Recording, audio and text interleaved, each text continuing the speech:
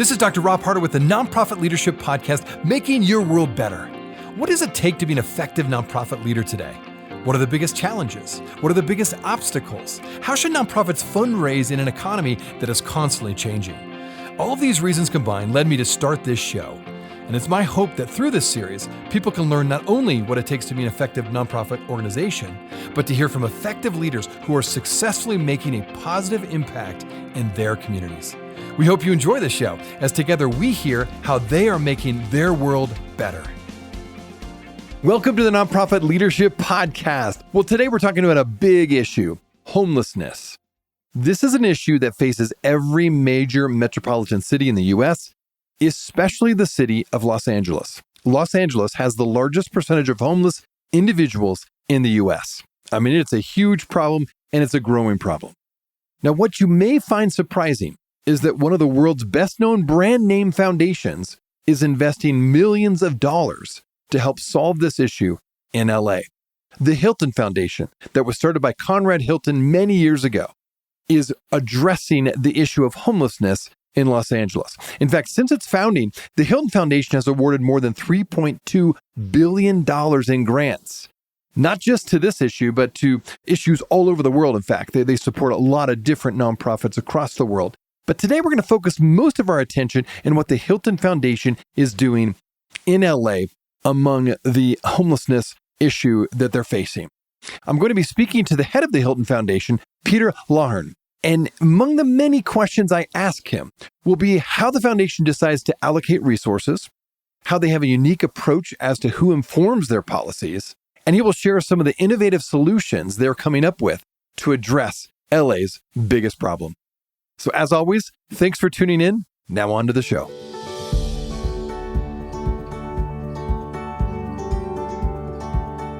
This podcast is sponsored by DonorBox. DonorBox, helping you help others with the best donation forms in the business.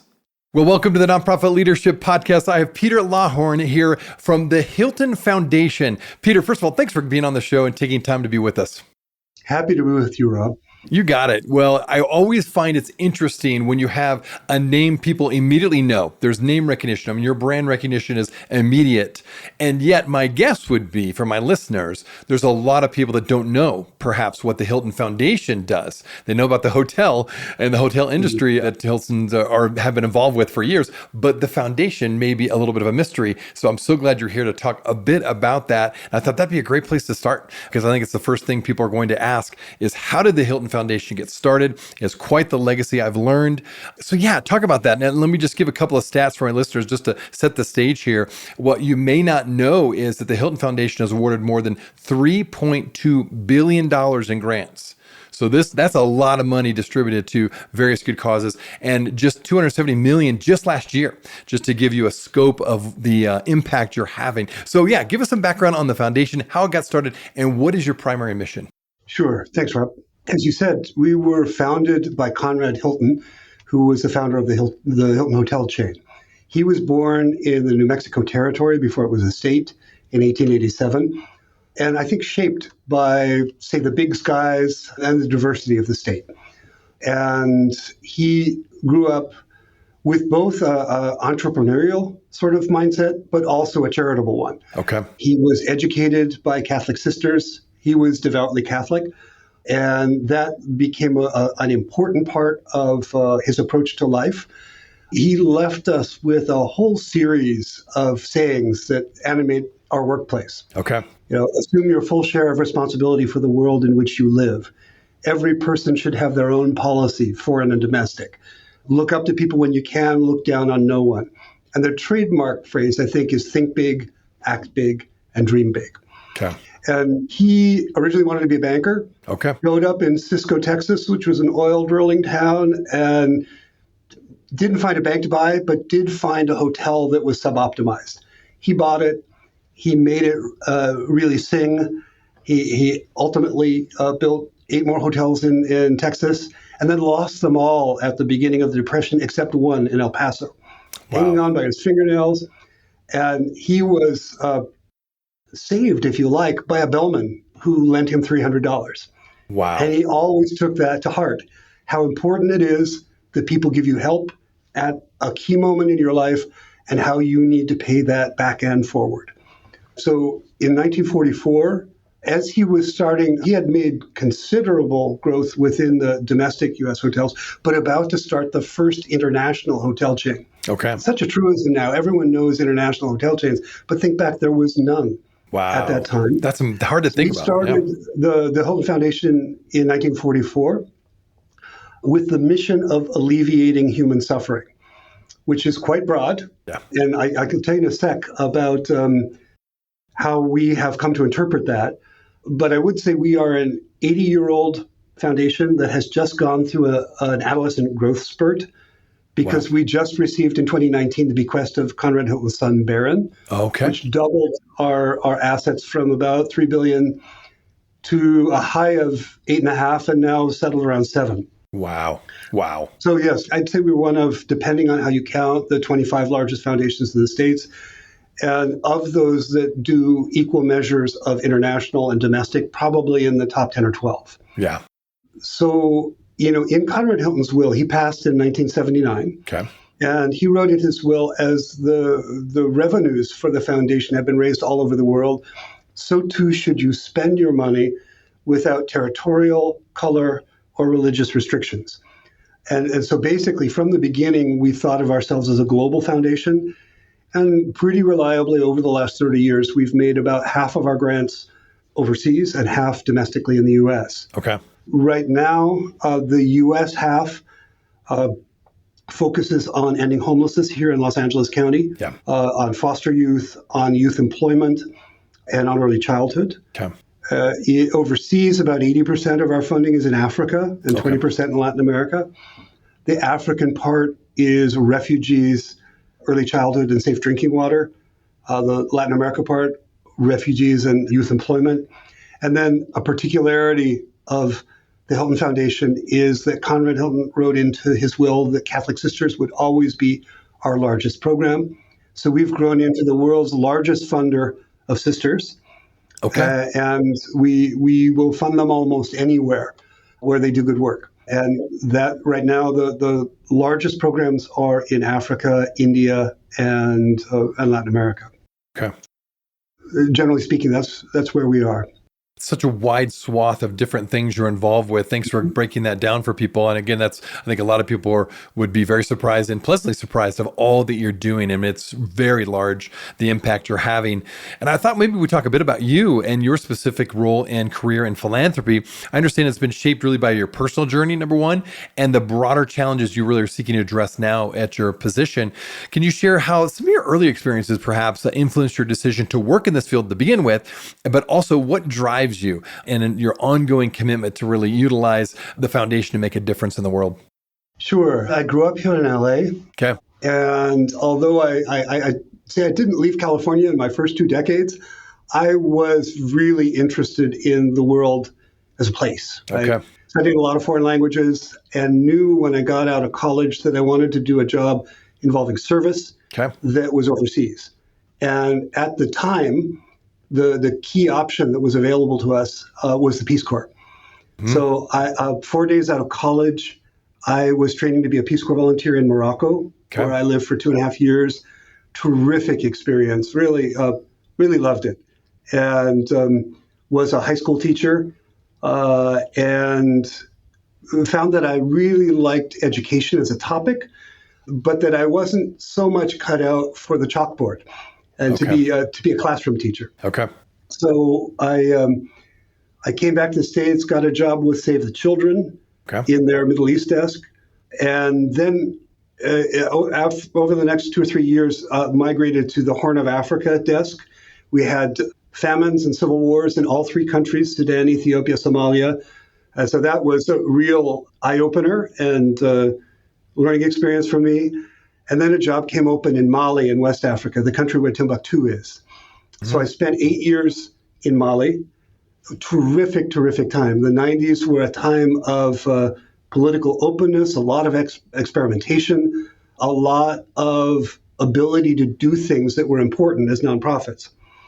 And when I arrived in Mali, the world had just signed what was called the World Declaration on Education for All, where every country in the world, from the States to Mali, declared that they would get all kids into school, primary and secondary level. States, that's not much of a stretch, but in Mali, they were educating about 20% of the primary school age population and spending 25% of the national budget to do that. Wow. There were maybe 25 high schools in the entire country of 10 million people. Wow. And 10,000 villages in the country, only 2,000 schools. So Save the Children was working in the southern district of Mali, in an area about half the size of Connecticut, no paved roads, no running water, no electricity. And we were building one school a year for 225 villages. So we did the math and we said, neither the Malian state nor Save the Children is on the right trajectory to get every child into school in a decade. Is there a way that we can rethink this? The Malian government said, no, there isn't. There's really low demand in these rural areas and, you're just wasting your time. But that was not our value set, right? We believed a lot in the capacity of local communities and spent about the next 4 months just going from village to village saying, could we come up with a way that you would all be able to run schools? And they said, we would love that. We actually really want our kids to go to school, but we don't want them, especially our girls, to walk 10 kilometers a day to get to school. It's too dangerous and too tiring for them. If we had a school in every village, we would really put our shoulders to it. And so we ended up helping 800 villages start schools. Oh, wow. That were essentially gender equal. 9 girls for every 10 boys, as opposed to the 1 girl for every 20 boys in the typical rural school in Mali. And that covered all their costs because we helped the communities plant an extra hectare of cotton, and that paid the teachers. Oh, nice. And so we ended up helping the number of schools in Mali grow by 40% through this program. And it taught me a lot about the power of communities, about there's always a way forward. And there are always, especially human, but also financial resources that are left off the table. Yeah. And that has powered me through my career. Since then, I headed a Dutch foundation that was working on early childhood around the world, the Bernard van Leer Foundation. Think of it as kind of Head Start in the developing world. Yep. And then an organization called the Firelight Foundation in California that was funding only African organizations helping kids. And we were a grantee of the Hilton Foundation. And when I heard that the Hilton CEO job was open, I thought, I like the way we have worked together. Yeah.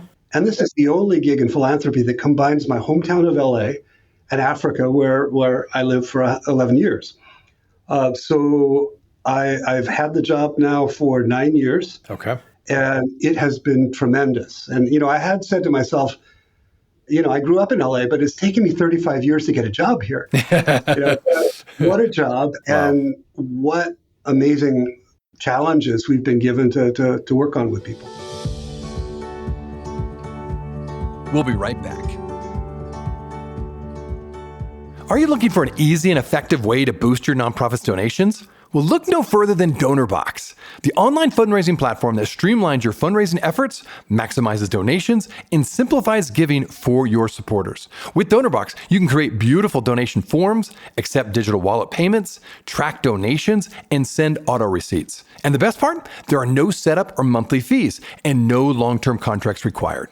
So what are you waiting for? Visit donorbox.org today to get started. That is www.donorbox.org. Hey friends, thanks so much for listening to the Nonprofit Leadership Podcast. Many of you know that I provide leadership and life coaching. With my 30 years of nonprofit experience, I know firsthand how hard leaders like you work. I also know how important it is to have someone you can call on and to get help with the barriers and leadership challenges you will face both professionally and personally. I really want to help people thrive and become all they were meant to become by providing coaching and consulting services. And it's been so much fun working as a coach, working with clients who are leaders just like you, looking to grow personally and professionally. What you may not know is that I also provide consulting services. Currently, I'm working with an organization to help them create a clear strategy and plan to raise $3.5 million to expand their organization. So perhaps you're an executive director and you sense your organization has hit a lid on growth, and you need a strategy as to how you can scale your nonprofit. Or perhaps the culture you set out to create is not the culture you have currently, and it's impacting your staff retention. Or maybe you're facing a major resource challenge and you don't know what to do. That's where I can help. I come alongside leaders and organizations to create strategies to grow their organizations and maximize their impact. If your nonprofit needs help with fundraising, strategy, or operational effectiveness, reach out today. You can simply email me at rob@robharter.com. You can go to my website, robharter.com, or you can call me, 435-776-5173. I would be happy to provide a free sample coaching session or a consult to see how I can best be of help to you and your organization. Well, thanks again for listening. Now back to the show.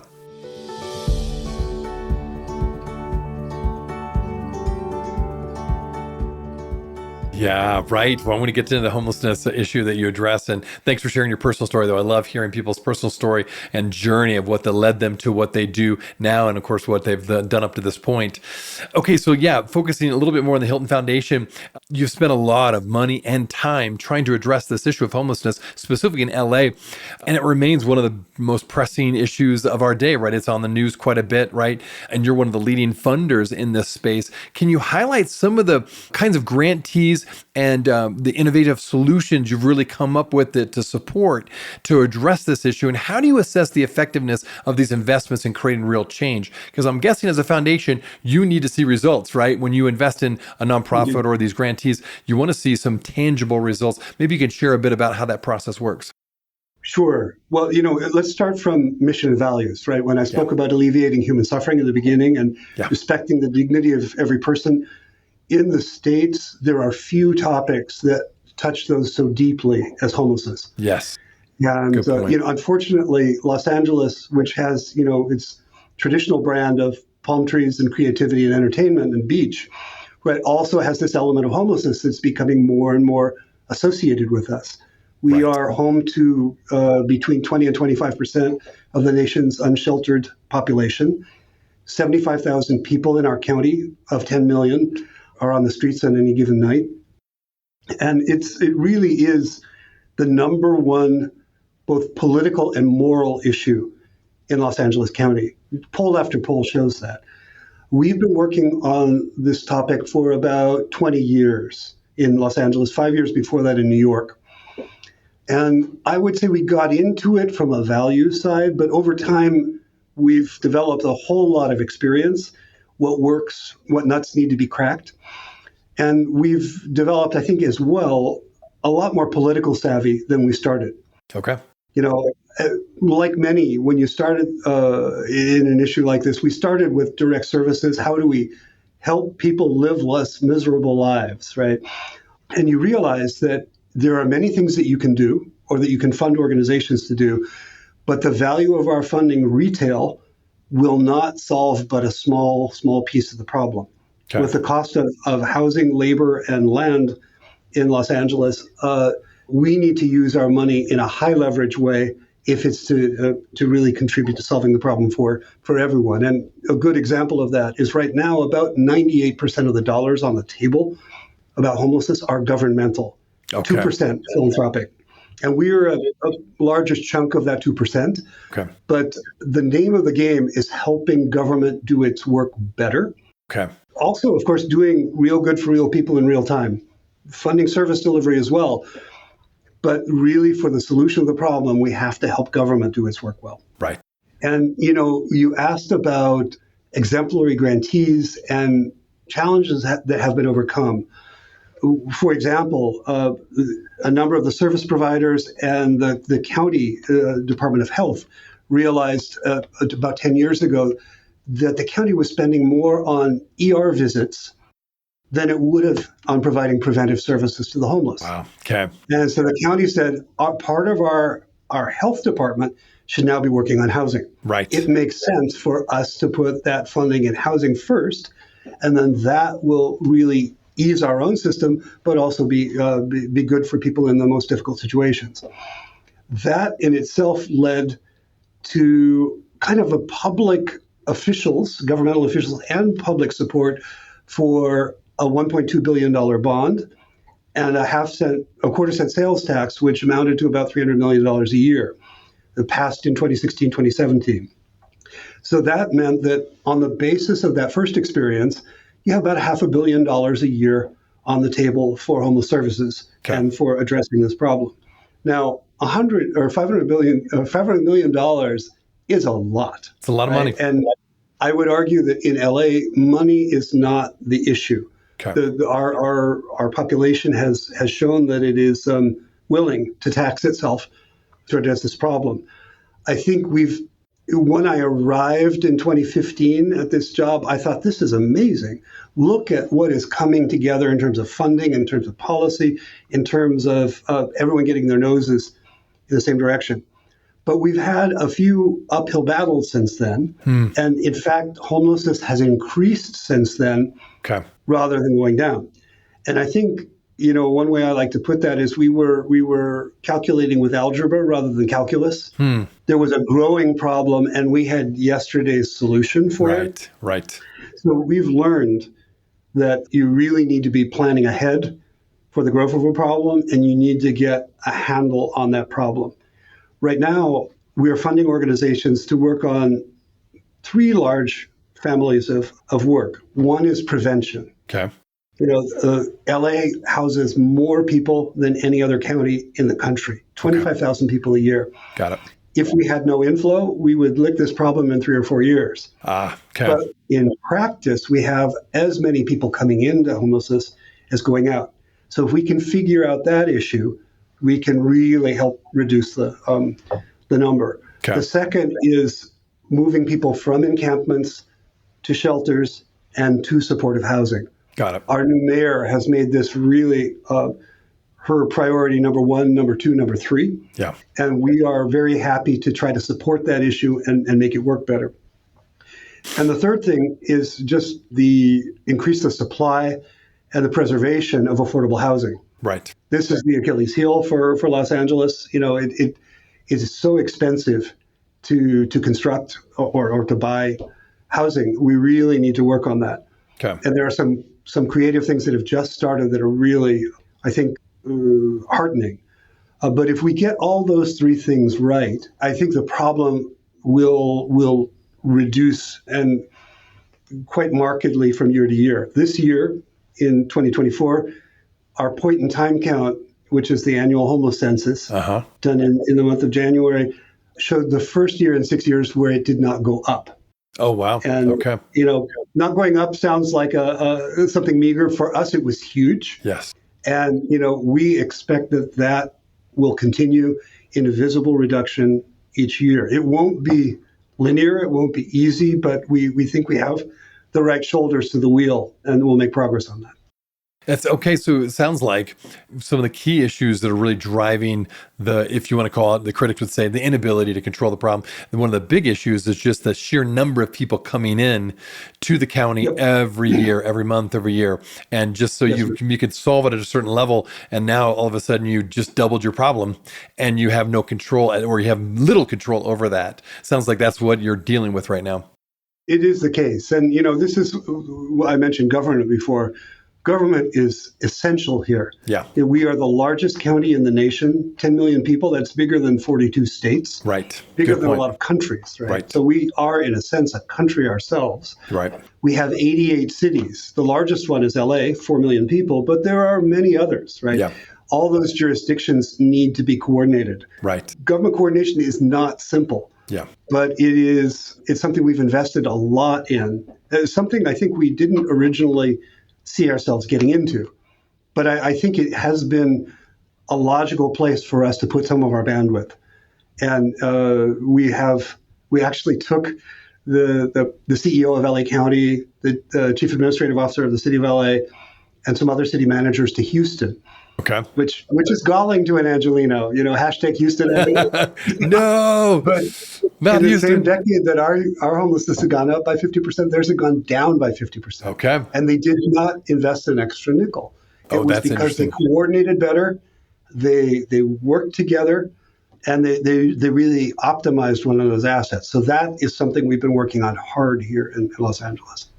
And I'm going to get into that. So it sounds like one of the things that I read about what you're doing at the Hilton Foundation, specifically along with your partners, of course, community partners, government partners, is that you want the firsthand account of someone who's experiencing homelessness to inform your solutions. Talk a bit more about that, of how you've come up with maybe more sustainable and even creative out of the box thinking because of having people that have experienced homelessness firsthand at the table, basically helping you develop policy. Well, think about how tech works. User experience is king. Yeah, right? there you go. If people put a product together, 18 out of 20 people on the product development team will be user experience. Yeah, good and point. Engineers. Government often doesn't work that way. Often it does the opposite, right? 18 right. people are working on policy, then a couple of people on, well, I hope the service gets delivered well. What we're trying to do is to help flip that. And part of that flipping is taking your users seriously. Now, people who are experiencing homelessness often get neglected or often, deliberately excluded, from people's gaze, let alone brought into meetings and planning. Right. But they are equally dignified as all the rest of us, even if they have problems that make it difficult for them to interact in society or find a job or hold down a paycheck. And so I think it makes sense from a dignity perspective, but it also makes sense from just a getting services to work in the way they were intended perspective. Think of yourself, if, I don't wish this on you, but suppose you lost all of your income and you had no way to feed your family and you found yourselves on the streets. Think of all the things you need. Right? You need shelter. You need some access to benefits that you don't understand. You need to protect yourself, and you need security. You need many different things. And often the system is not set up to provide them to you in one simple, efficient way. You have to go door one first, door two. You have to go to door four before you can come back to door three. So part of this is to sit down with people who have experienced homelessness and say, how could this system work better for you? How could it deliver in an affirmation that you matter and that we are here to help you get back on your feet? And, the way that manifested itself in Los Angeles was to come up with something called the coordinated entry system. Okay. So if someone shows up at any one of those doors, they get routed to the other doors as well. And as much as possible, you try to give all, one-stop services. And to have that spirit when you're helping people move from encampments to shelter, and when you move from shelter to supportive housing, the supportive part being services, addiction treatment, mental health, job training, etc. So it's housing with a plus and making sure that it works in ways that that really support the people experiencing the problem. Come back to the prevention question we talked about. Yeah. One way to do prevention is to invest a lot in predictive analytics, which is really cool and fun. Use the latest tech and figure out who might be most at risk of homelessness. The other thing is to just invest in the youth in a community and say, who do you observe among your neighbors who is most at risk, and why do you think so? Right. And neither one is perfect. They both have their inefficiencies and their false positives. Right. But I think both of those lead to a better response than doing only the one. That's interesting. Okay. Well, another thing I want to talk about is Measure A that passed, I understand, in California, that really will help this coalition you've helped put together. Talk a little bit more about that. Does that give you more hope that maybe there is going to be an opportunity to really see some measurable improvements? Maybe talk about that for those who are not familiar with Measure A and what you're doing there in LA. Absolutely. Measure A was a real boon to those who are experiencing homelessness, but also to the population of LA that is equal parts generous and impatient on this topic. Right. Sure. Right? We had the bond and the sales tax that I mentioned to you both had 10-year horizons. Okay. So they were coming up in 2016 or 2026, 2027 on their sunset. Got it. Which would have wreaked havoc with the homeless services sector in Los Angeles. And by some estimates, increased homelessness by 25%. Wow. So this was something we wanted to work against. At the same time, we recognized that there was public skepticism about the results of Measure H and Triple H that were passed 10 years ago. Partly, I think, because we didn't communicate how long it takes to permit housing. Yeah. Partly because we didn't work hard enough on making that permitting quicker. Yeah. But also, as we said, we hadn't always shared the news about what worked really well. Measure A has a lot of accountability measures built into it, and it draws on the experiences that we've had that have been successful. Right. There's one that I really love, an organization called the St. Joseph Center in Venice, California, which you know is a beach town and a tourist destination. Mm-hmm. 4 or 5 years ago, there was a homeless encampment on the beach, and you couldn't take a picture of Venice Beach without taking a picture of homelessness. And St. Joseph's, they said there's got to be a good way to tackle this. And something like a couple of months before, we had an encampment resolution that really went bad in another part of Los Angeles and ended up difficult for homeless people, for the police, for everybody, right? And a lot of recriminations. And St. Joe's said, let's do this differently. So what they did, and this is similar to how we approached community development in Mali, right? They went to every tent and they numbered them. And they got to know every person in every tent and said, what was your pathway here? What problems are you struggling with? And what help do you need? And they developed a plan for 200 tents. How will you move these people out? And, initially to shelter and then to supportive housing. Right. And they also said to those folks, now we're going to help you find shelter, but we are also going to lovingly keep you from coming back. Right. There will be community groups that make sure that the beach, has no one on it after 10 p.m. Right. And I think it was done, in a combination of real humaneness and humanity, but on the other hand, real rigor and logistical precision. So for me, it was really a textbook example of how you resolve an encampment in a way that respects the dignity of people, but in a way that responds to the demand of the neighbors that, this is really not on. Right. And that is affordable to do across the county. Mm-hmm. I say notionally because we're still working some of the bugs out of it. Some of the unit costs are too high to be done, in that original way.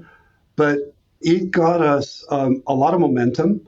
So the head of the St. Joseph Center is a woman named Dr. Felicia Adams-Kellum.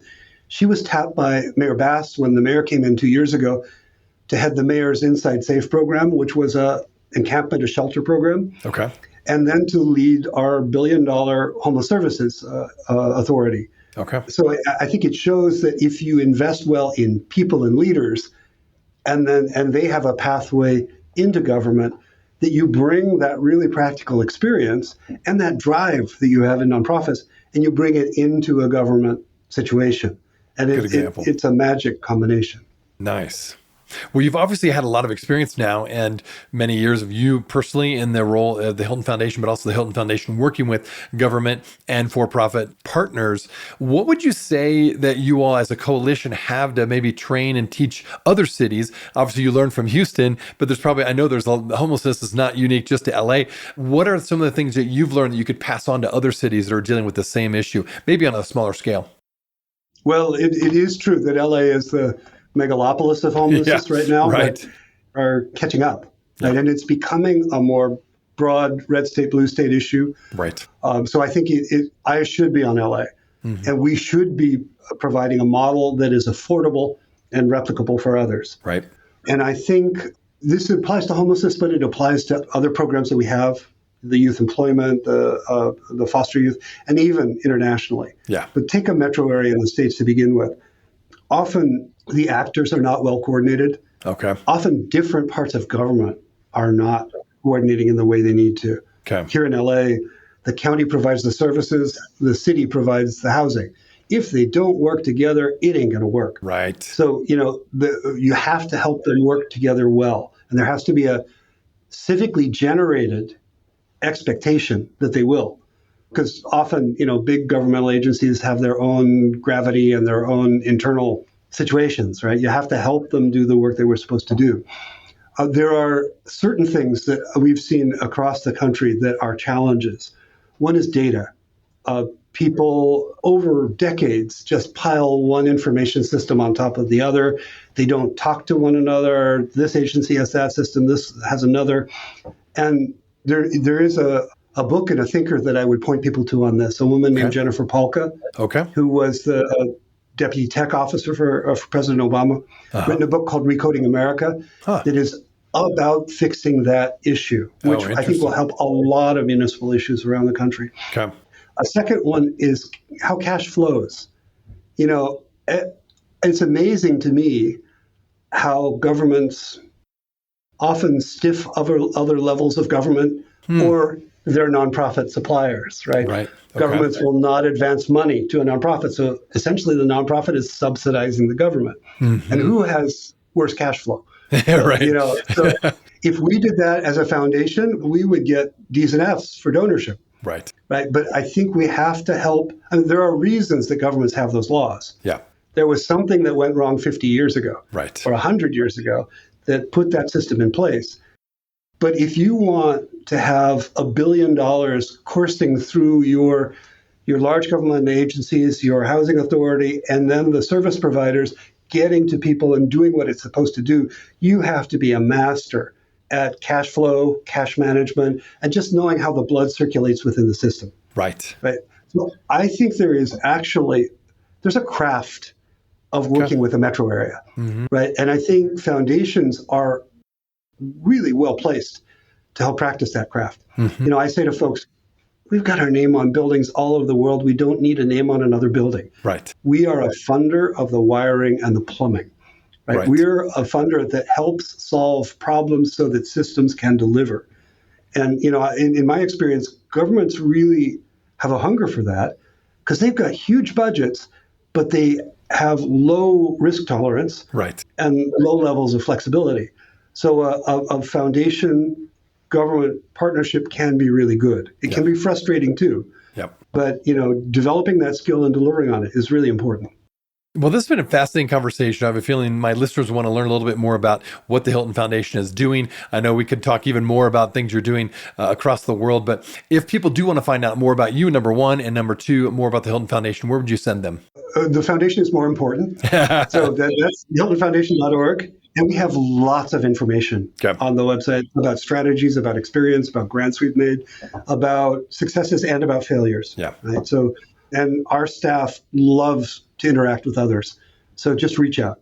For me, you can find me on that website, LinkedIn, and I likewise am happy to compare notes with people and help think through similar challenges elsewhere. Well, it's been fascinating again to hear your insights on this. You've got a lot of experience on this, and I love your passion to really try to solve these big issues, and specifically homelessness there in LA. I mean, you've got your hands full. So thank you again for taking time to be on the show and share all that the Hilton Foundation is doing.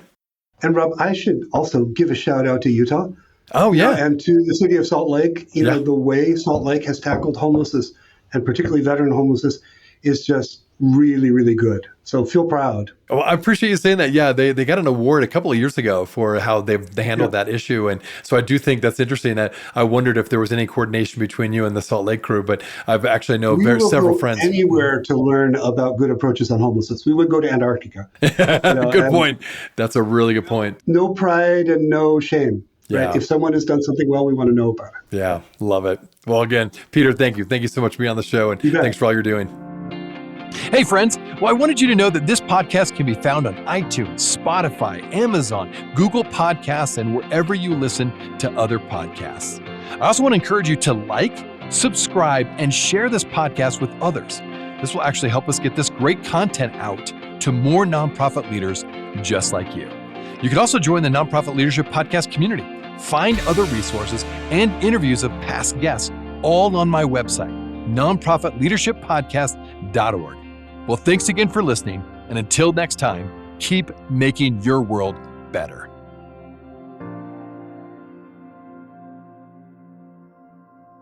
This podcast is sponsored by DonorBox. DonorBox, helping you help others with the best donation forms in the business.